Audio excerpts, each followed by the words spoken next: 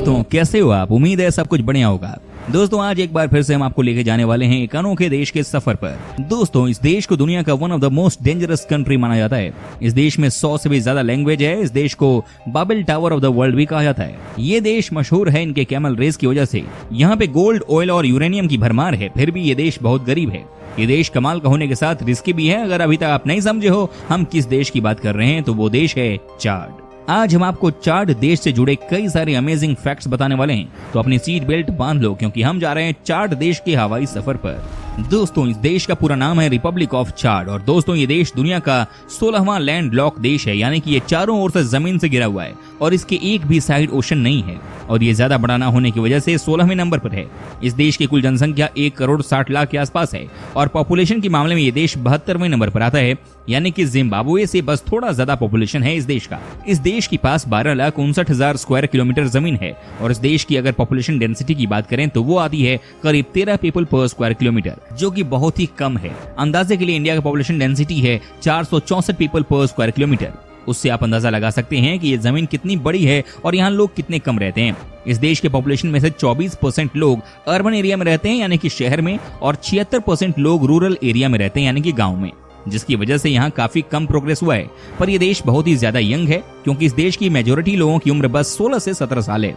दोस्तों अब आपके दिमाग में एक बात तो चल ही रही होगी कि इस देश का नाम चाड क्यों पड़ा और क्या इसका कोई मतलब है। तो हम आपको बताते हैं कि इस देश का नाम चाड इसलिए पड़ा क्योंकि इस देश में अफ्रीका की दूसरी सबसे बड़ी नदी चाड है और इस नदी के कारण ही देश का नाम रिपब्लिक ऑफ चाड रखा गया। और दोस्तों ये भी कहा जाता है कि इस देश में हर जगह आपको इस नदी के दर्शन हो जाएंगे क्योंकि ये नदी चाड के कई कोनों से घूम के जाती है।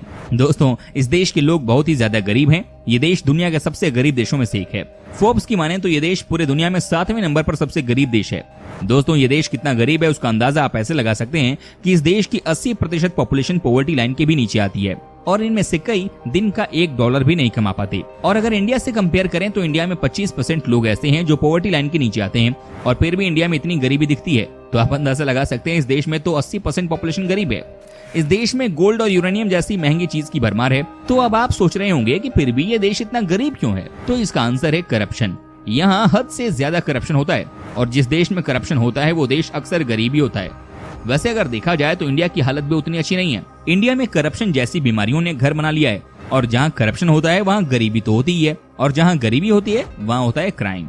इतनी ज्यादा गरीबी होने की वजह से यहाँ बहुत क्राइम होते हैं। यहाँ का क्राइम रेट बहुत ही ज्यादा हाई है। मर्डर, रॉबरी, रेप जैसी चीज यहाँ अक्सर होती रहती है और इन्हीं सब चीजों के चलते रात के 7 बजे के बाद कोई भी बाहर नहीं घूमता। रात को अगर आपको कोई बाहर घूमता हुआ दिख जाए तो आपको भाग जाना चाहिए क्योंकि वो पक्का लुटेरा होगा और यहाँ रात को बाहर निकलना चोरों को तिजोरी देने के बराबर होगा। अब सोचो दोस्तों इस देश में रहना कैसा होगा और यहाँ का माहौल कैसा होगा। दोस्तों वैसे तो इस देश से नदी गुजरती है बट फिर भी इस देश का 70% हिस्सा रेगिस्तान है और इसी वजह से यहाँ खेती करना नामुमकिन है। यहाँ लोग बहुत कम खेती कर पाते हैं जिसकी वजह से यहाँ सब्जी भी महंगी होती है और लोगों के पास पैसे भी नहीं होते। यहाँ के लोग पैसा कमाने के लिए ज्यादातर मजदूरी करते हैं। दोस्तों दुनिया के सबसे ज्यादा महंगे कैमल आपको इसी देश में मिलेंगे। इस देश में खास तरह के कैमल मिलते हैं जो पूरी दुनिया में मिलने वाले किसी भी कैमल से बहुत बढ़िया हैं। इस ब्रीड का नाम है तिब्बती। ये बेस्ट कैमल होते हैं जो बस इसी देश में मिलते हैं। आप सुन के हैरान हो जाएंगे कि इनकी कीमत लाखों में होती है और कुछ तो ऐसे भी थे जो 10 लाख में बिके हैं। ये कैमल सारे ऊंटों से ज्यादा मेहनती होते हैं और नेचुरली बहुत ज्यादा स्ट्रॉन्ग भी, तभी तो इन कैमल को लेने पूरी दुनिया के कोनों से लोग आते हैं। इन मजबूत, मेहनती और तेज ऊंटों की होती है रेस, जो कि खासकर इस देश में रहने वाले टाउबाउ ट्राइब के लोग करते हैं। ये रेस पूरे रेगिस्तान में होती है। जैसा कि वेस्टर्न कंट्रीज में घोड़ों की रेस होती है, बिल्कुल उसी तरह यहाँ पे ऊंट की रेस होती है। और यकीन मानो दोस्तों जितना मजा उस रेस में आता है उतना ही मजा इस रेस में भी आता है। जहाँ पूरी दुनिया में कई लोग 4 महीने गर्मी में जलते हैं, वैसे में ये बेचारा देश 1 साल में 9 से 10 महीने गर्मी को झेलता है।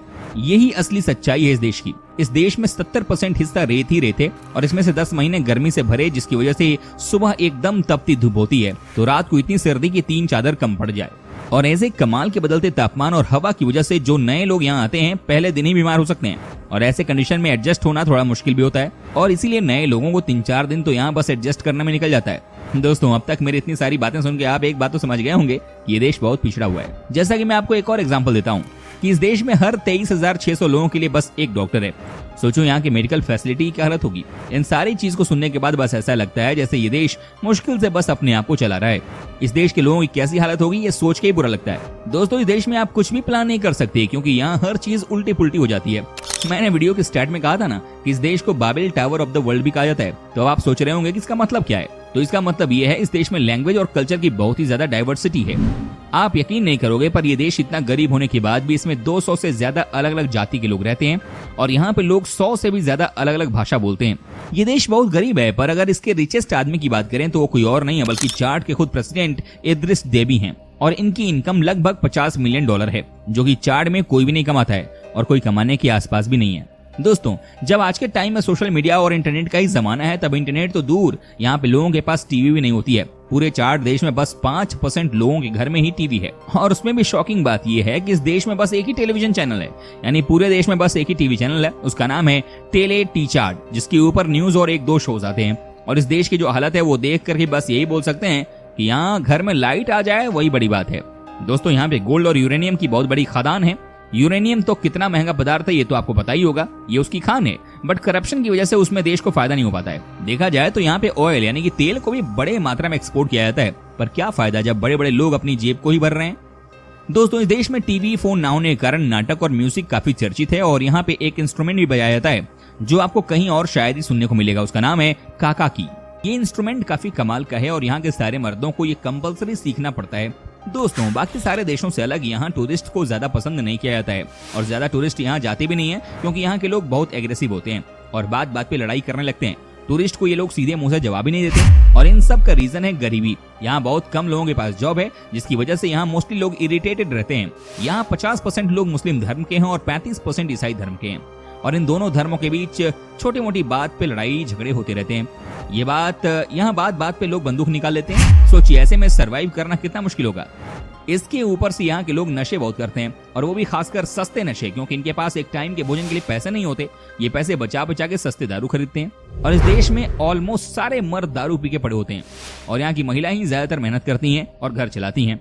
यहाँ लोग थोड़ी बहुत खेती करते हैं और मोस्टली फिशिंग ही करते हैं और लोगों से मेरा मतलब है महिलाएं, क्योंकि मर्द तो नशे में ढेर होते हैं। दोस्तों यहाँ की मेडिकल फैसिलिटी बहुत खराब है, ये तो हमने आपको बताया और आप ये जानकर हैरान हो जाएंगे कि यहाँ हर 10,000 प्रेग्नेंट औरतों में से 11 औरतें मारी जाती हैं बच्चों को जन्म देते समय, जो बहुत ही सीरियस बात है और ये बात आपको बताते हुए हमें भी बहुत बुरा लग रहा है। तो दोस्तों यही कहानी थी चाड की। यहाँ जाना चाहते हैं तो दिल्ली से प्लेन की टिकट लेके जा सकते हैं, बट जान लो ये देश बहुत ही अनसेफ है। तो यही था आज का वीडियो, उम्मीद है पसंद आया होगा और अगर आज आपको किसी देश के बारे में नया जानने को मिला है तो चैनल को सब्सक्राइब कर दीजिएगा। मिलते हैं ऐसी और एक वीडियो में, तब तक के लिए बाय बाय।